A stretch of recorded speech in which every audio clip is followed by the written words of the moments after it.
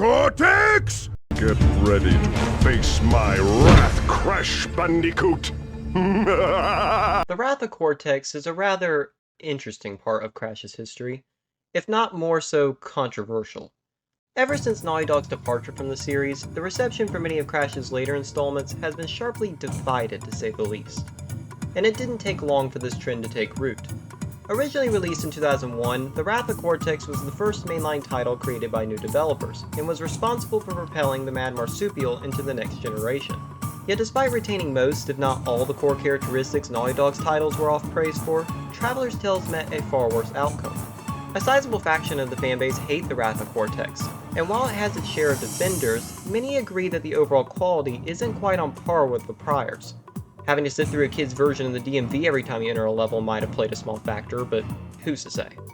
Since The Wrath of Cortex seemed far inferior to its predecessors, I developed somewhat of an aversion to it as a child that lasted for many years. However, I recently had an urge to give the infamous entry a second shot, to determine whether or not it was as truly terrible as I'd come to believe. And to my surprise, it's still not great. You're gonna burn!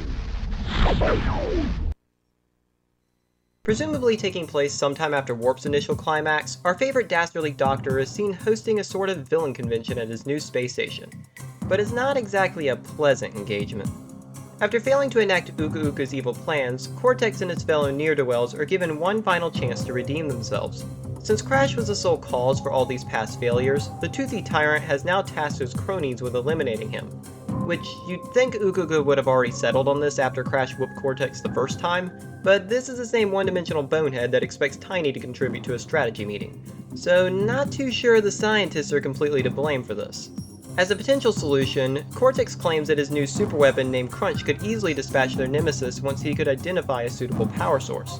So in order to create the necessary energy for sparking the yellow fellow's mutant to life, Uka Uka releases a team of 4 rogue masks known as the Elementals, permitting them to once more unleash natural disasters upon the Earth. Yeah, they're content with ravaging the planet with twisters and earthquakes so they can awaken a furry bodybuilder. What a plan. With the world now placed in such a perilous state, Aku Aku instructs Crash and Coco to gather the scattered elemental crystals using Coco's virtual reality machine, as their combined mystical properties could re-imprison the devious masks and thereby restore the natural order. And thus our journey begins, to gather crystals. Again. Though the accusation of it being a warp clone certainly has merit, I personally don't align with this opinion as it discounts many of the Wrath of Cortex's unique contributions. Yet, when you consider the sheer amount of inspiration taken from the previous romp, it's only natural to make such comparisons. It's not just the setups that have parallel themes, but nearly everything integral to Warp's identity, such as its iconic hub design, Crash's new power-ups, and its multiple vehicle integrations, have more or less been modified here, which has me feeling a bit conflicted. On the one hand, sticking to what many fans deemed the series' best at the time seems like a wise move. Warped is a solid platformer even to this day, so imitating its success could result in a satisfying experience if done properly. That said, in doing so, the Wrath of Cortex is inevitably judged by its standards, which would lead to an unfavorable scenario should Traveler's Tales fail to deliver, which is precisely what happened. So this brings me to the topic of the review. Was the Wrath of Cortex indeed a disgraceful attempt at replicating Naughty Dog's success, or has it only been mistaken as such? Well, first things first, let's dive into some gameplay. Following in the former's footsteps, the Wrath of Cortex maintains the classic level format established in Crash 2, while tinkering around with additional playstyles like 2D underwater segments and dogfights. Thus, just as before, the majority of gameplay has Crash navigating linear trap-ridden locales in order to snag the hidden crystal, smash crates, and collect gems. While perhaps nothing unprecedented, many of the Wrath of Cortex levels are nonetheless enjoyable to play through. At the game's peak, some are even comparable to Warp's, both being well designed, providing a worthy challenge, and delivering that sweet satisfaction upon completion. One of the best examples of this is Wizards and Lizards. Featuring satisfying platforming and an intense, fast-paced chase sequence with a dragon, this level brilliantly demonstrates the developer's proficiency at creating experiences akin to classic Crash. So you can imagine how terribly disappointing it is when this isn't the standard. Yet, so long as these levels are focused on the traditional platforming, none are even contenders for the worst in the series in my mind. This argument could be strongly made for some others I'll be covering later on. Rather, there's often 1 to 2 prevalent issues that prevent them from reaching their full potential. The most reoccurring problem is the lackluster difficulty. Towards the beginning, this is really only endemic to levels featuring a ton of foes, as they tend to possess a wider layout. Providing the player extra room would make perfect sense with more highly advanced enemy programming. However, the Wrath of Cortex enemy AI is absurdly simple. Due to their confined attack range, predictable patterns, and leisurely pace, the additional space allows you to simply scurry around them with minimal effort. Also, as in Warped, Crash's double jump and future power-ups have a tendency to make the latter areas you explore less challenging by default. So when you combine these newer abilities with an already forgiving layout, it tends to nullify much of the challenge. This isn't an awful trait by any means, and if the Wrath of Cortex was a standalone title, I wouldn't be making such a fuss about it. But when you're attempting to fit alongside a series renowned for being difficult, I find it unreasonable to try and justify this. There's also a tendency for certain areas to just drag on, such as the monkey bar segments. While more of an annoyance than anything else and only seldomly appearing, they're nonetheless incredibly trying due to Crash's sluggish momentum. This situation is obviously made worse when they're an integral feature on an already lengthy world like Gold Rush. These levels' sheer duration, combined with those prolonged monkey bar segments, can be a huge test of the player's patience, and are frankly unsuitable for time trials. Which, if you're going for the true ending, you'll need to attain at least a Sapphire relic for most worlds. So there's relatively few ways around this. As for Crash's controls, they're decent. Though certainly a bit looser and more floaty than in Warped, his default moveset as well as the various skills he learns are reasonably responsive and meet the gameplay's requirements. Really, the only one I'd say feels slightly off are the Sneak Shoes, the sole new ability. The Sneak Shoes enable Crash to tiptoe across a line of still nitro crates, whereupon you must constantly maintain your momentum in order to prevent any explosions. You can imagine just how often you encounter such a scenario beyond being shoehorned in a selection of bonus rounds. Yet taking all this into account, I believe the Wrath of Cortex has so far achieved what it's aiming for. Though not nearly as polished as Naughty Dog's work, these levels are nonetheless pleasing to play through despite their glaring imperfections. However, once you include all the numerous times the Wrath of Cortex attempts to experiment with its gameplay, things start to become less clear-cut. You've just got to cram those crummy vehicles in your 3D platformer. On the bright side, some of these changes were actual improvements, like with how they expanded upon Coco's role. Whereas Warped was the first title featuring Crash's younger sister as a playable character, the Wrath of Cortex was the first to provide her with an actual moveset that didn't encompass piloting vehicles. Given how frequently Coco's been a playable character nowadays, this might seem rather trivial. But as a kid, I remember this really standing out as one of the game's top highlights, especially since her moveset wasn't just a mere replica of her brother's. Her base controls are very reminiscent to Crash's in his debut. Since her levels are tailored to meet this limited moveset, they often became some of my favorites throughout the adventure. Unlike Crash, Coco doesn't learn additional skills or evolve upon her abilities. While these might sound like negative traits, I personally found their perks to more than compensate. First, these limitations make her incapable of cheesing the levels like Crash. Crash, you've been a naughty boy. And for whatever reason, when Crash acquires those stronger abilities, there seems to be a corresponding decline in the level quality.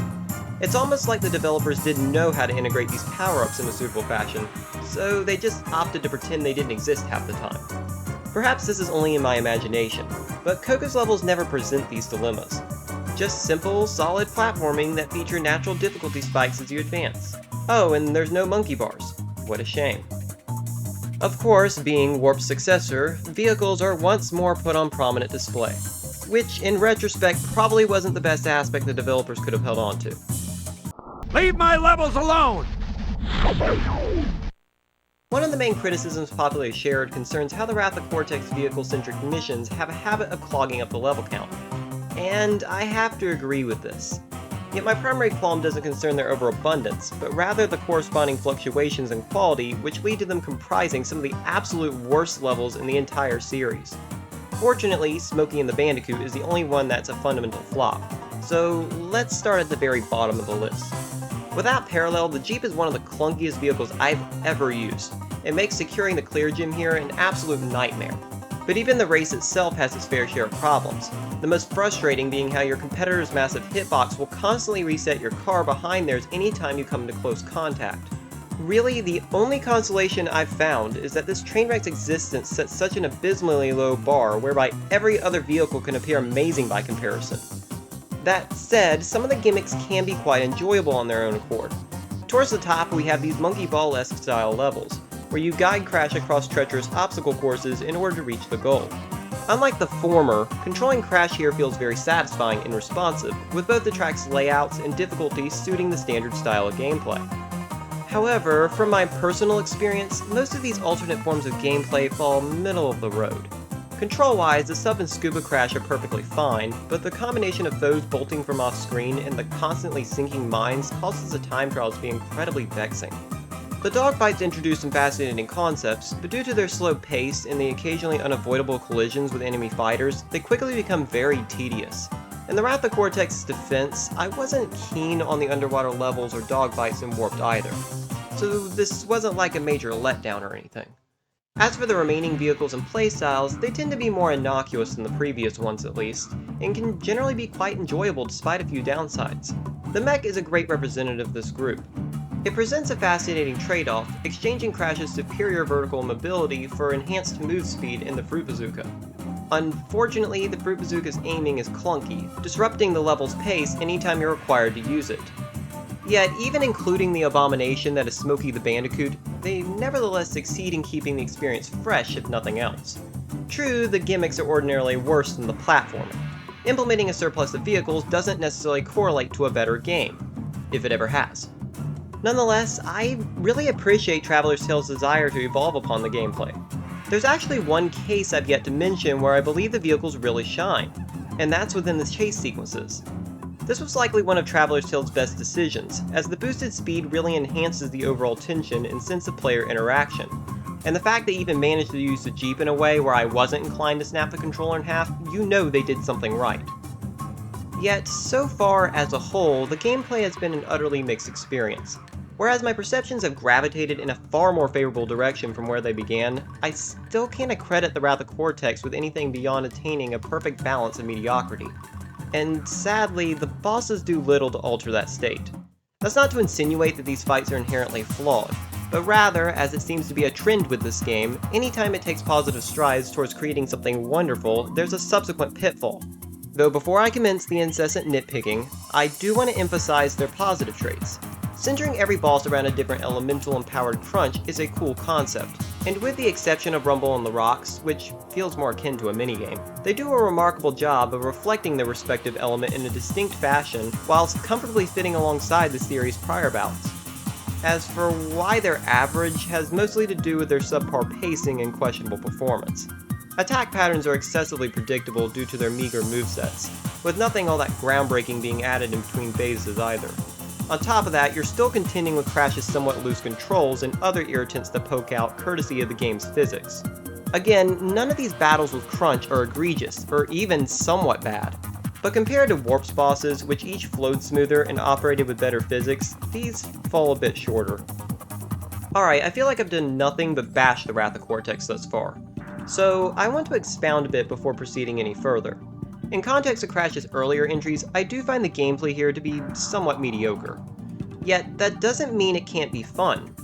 Outside of Smokey and the Bandicoot and perhaps the dogfights, I found replaying the Wrath of Cortex to be an overwhelmingly positive experience in spite of all my doubts of it being such. Of course, there are some serious issues that can really grate on your nerves, one of which I've yet to cover. Yet, there are countless highlights as well, that in my opinion make up for those undesirable moments. That's why I believe three separate factors will primarily shape most players' lasting impressions. Unlike everything I've mentioned thus far, these traits swing wildly towards the extremes, and depending how important they are to the player, will likely make or break the immersion. So let's cover the weakest link first. For those who don't know the Wrath of Cortex development history, in short, it was rushed to release. So contrary to appearing like a full-fledged Crash game, you can tell the developers had to cut some corners. There are several bugs littered throughout, some of which could be potentially game-breaking. Fortunately, these issues are rather infrequent or entirely circumstantial, so as long as you're prepared for a few upsets, I don't see this as presenting a major issue. That said, the fixed camera angles are more than a mere inconvenience. For whatever reason, certain levels have these sections where the camera cuts off much of the ground in Crash's near vicinity, resulting in cumbersome platforming. Yet the most troubling instances relate to depth perception. Certain gem and death routes are incredibly awkward to navigate due to the camera either panning too far out or being focused at these unsuitable angles. This problem is further exacerbated when it takes place within areas using special effects that already hinder the player's vision. so thank goodness I found the next two traits to be positive ones. Though still maintaining the simple narrative style we've seen throughout the series, Traveler's Tales nonetheless delivers a tale worth telling. Introducing Crunch was one of this game's most noble accomplishments. The idea of Cortex raising another Bandicoot warrior with such a similar name and with the sole purpose of killing his initial creation is so nauseatingly deliberate and demented. But I dig it. Crash having to battle against a being who's taken up his former mantle is taxing enough, but the way the fiends team up to persuade him of Crunch's superiority, and how Crash was nothing but a failure, places our harebrained hero in such an intriguing scenario we haven't seen in the series since. I feel like this is a brilliant continuation of Cortex's manipulative streak that we first saw in Crash 2, and helps assert that while he's always destined to fall short of victory, you can never underestimate the lengths he'll go to. Which is why the four elementals, Rocco, Pyro, Lolo, and Wawa, work so well here. While their origins aren't really expounded upon beyond being imprisoned in the past by the Ancients, it's nice to see the Crash universe given a further backstory and a new faction of villains. Their involvement really nails down the point that Cortex and his allies pose an incredible threat, so much so that it appears they've already won.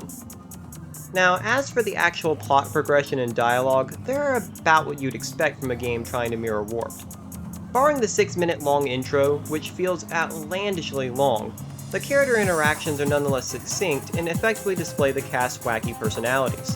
Whether it's Uka Uka barking nonsense, Cortex having constant mood swings, or Crunch sharing his sick fantasies, it's nice to see the developers implementing more themes to the plot while maintaining the trajectory of the original trilogy.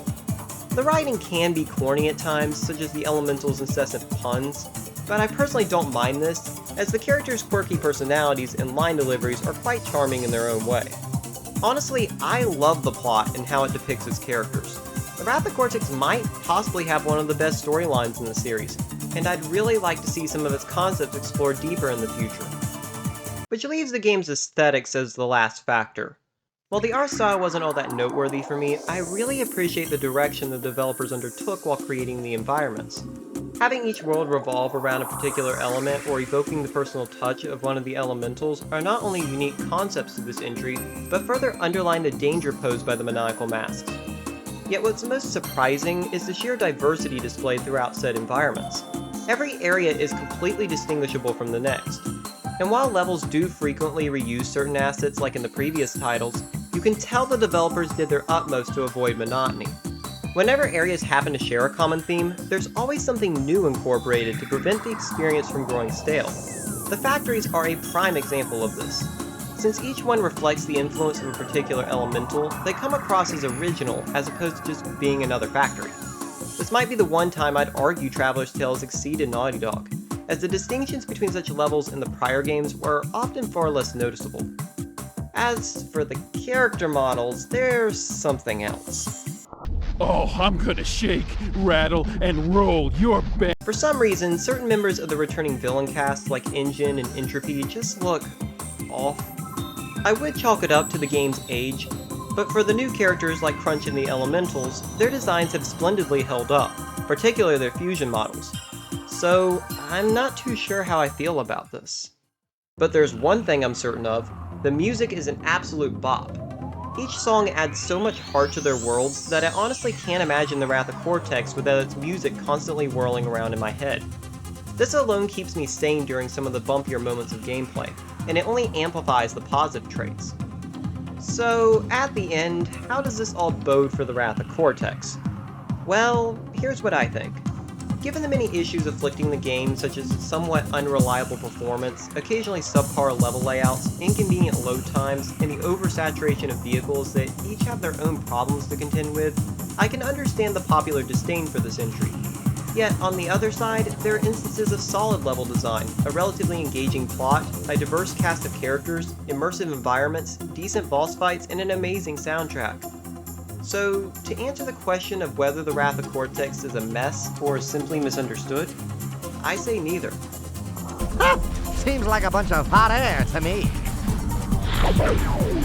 The nature of this game ensures that fans will always elicit radically different opinions. While I'm personally no longer averse to this game, there's enough objectively wrong with it to warrant its infamous reputation. However, deeming it a disaster seems like a gross exaggeration when you take into account all it did well. That's why I think the Wrath of Cortex is one of the most unfortunate entries in the series. It was the last title for many years that retained Naughty Dog's signature playstyle, introduced several worthy characters, one of whom would become a frequent addition to the future titles, and showed that it had the potential to be a great Crash game. If there was a remake in the future, like with the Insane trilogy, I'd wager this would be considered one of Crash's finest adventures under such circumstances. But for now, I suppose the Wrath of Cortex is resigned to live in Warp's shadow, as a disgrace to some and a hidden gem to others.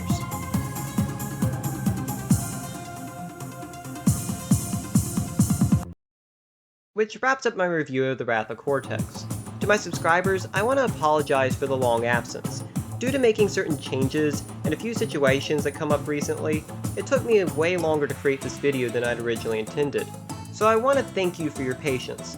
I'll be attempting to upload my videos on a more frequent basis now, so hopefully I'll be seeing you guys around soon. Again, thank you all for your support. God bless and happy gaming. Ta-ta for now.